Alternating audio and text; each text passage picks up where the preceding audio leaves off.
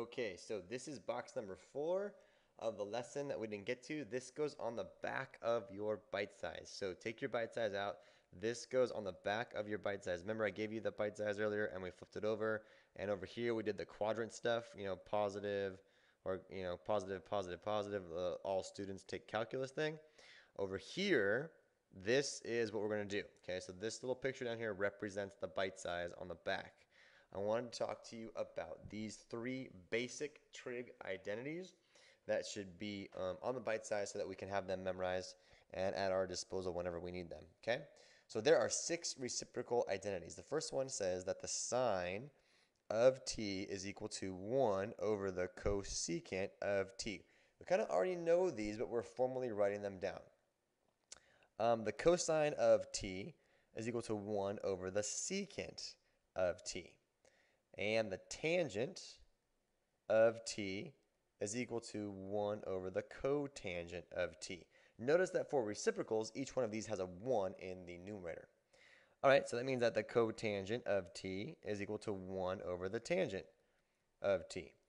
All right, the secant of t is 1 over the cosine of t. And the cosecant of t is 1 over the sine of t. These are all the reciprocal identities. The quotient identities, there's only 2 of these. It says this. It says that the tangent of some angle t is equal to the sine of t over the cosine of t.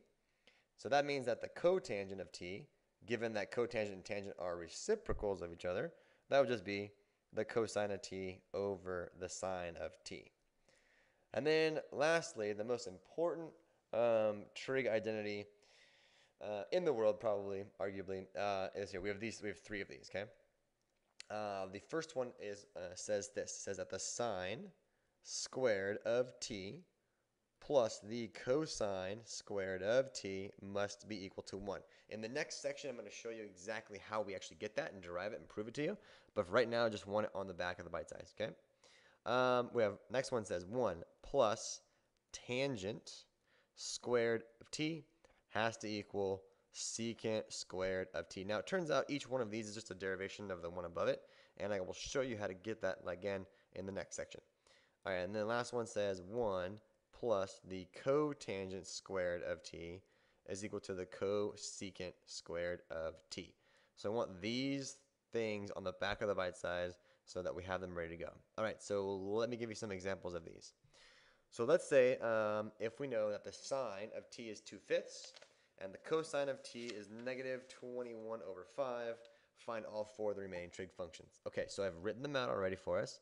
I know that the sine of t is 2/5, says that right here. And I know that the cosine of t is root 21 over 5. Now, I'm going to use the fact that sine and cosecant are reciprocals of each other, so therefore the cosecant of t has to be 5/2. That's simple because it's just the reciprocal. The secant of t has to be 1 over the cosine of t, which means it has to be 1 over root 21 over 5, which means I'm going to have 5 over root 21, and we're going to rationalize root 21 over root 21.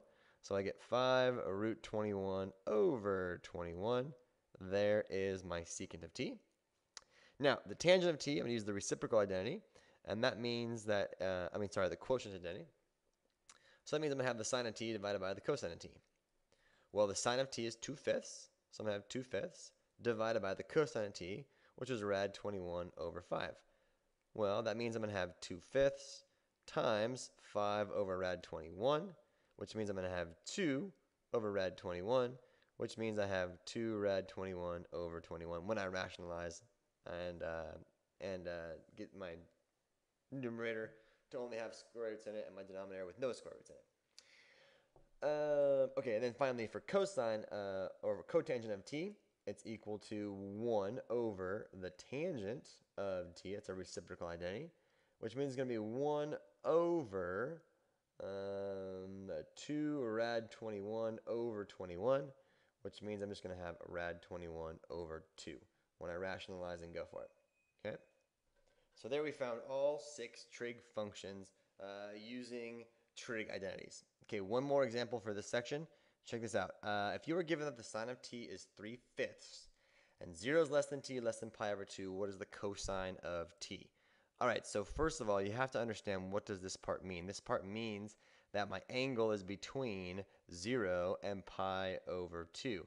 So my angle t is somewhere in quadrant 1. And I know that in quadrant 1, cosines are positive because everything is positive in quadrant 1. So my answer should be positive. Okay, so I have something that deals with sine and cosine. So I know that the sine squared of t plus the cosine squared of t has to be 1 by the very first Pythagorean identity.